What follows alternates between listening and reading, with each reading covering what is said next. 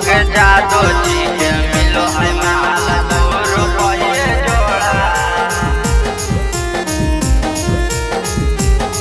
अगे जादू जी के मिलो है माल 2 रुपये जोड़ा।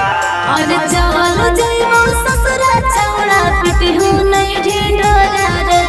चल जइबो ससुरा चौड़ा पिटी हूँ नहीं ढिंढोरा रे। अगे जादू जी के मिलो है माल 2 रुपये जोड़ा। अच्छा। अगे जादू जी के मिलो है माल 2 रुपये जोड़ा। अगे जैसे फेमस है बिहार में लोभी भैया के घोड़ा। अगे जैसे फेमस है बिहार में लोभी भैया के घोड़ा। अगे जादू जी के मिलो है माल 2 रुपये जोड़ा।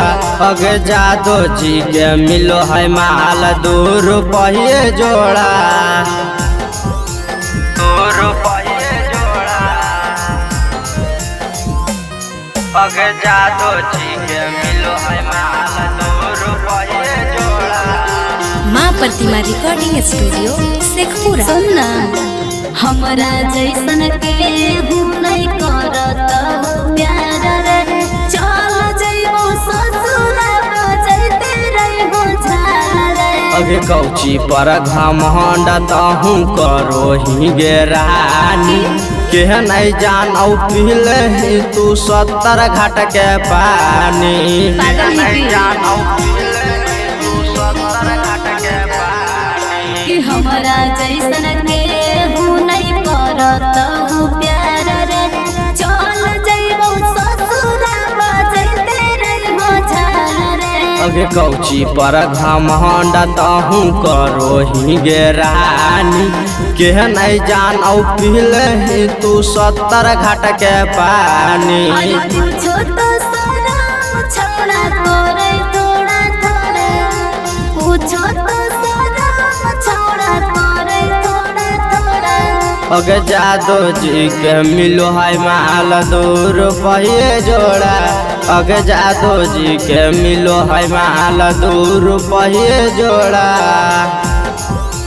2 रुपये जोड़ा।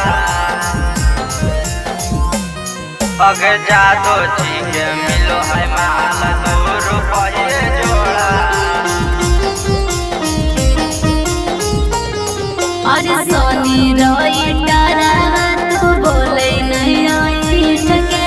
चल जइबो ससुरा तारो में तू बाई ठके। अगे अनिशा यादव के कुछ के नहीं है गहम गे। जतन फेंकबै धान छौड़ी ओतने भरतै मान गे। जतन फेंकबै धान छौड़ी ओतने भरतै मान गे। अरे सोनी रोई डरावा तू बोले नहीं आई ठके। चल जइबो ससुरा तारो में तू बाई ठके। अगे अनिशा यादव के कुछ के नहीं है गहम गे। जतन फेंकबै धान छौड़ी ओतने भरतै मान गे। बोलो हके ऐसे जैसे भर रुपया में बोरा। बोलो हके ऐसे जैसे भर रुपया में बोरा। अगे जादू जी के मिलो है माल 2 रुपये जोड़ा। अगे जादू जी के मिलो है माल 2 रुपये जोड़ा।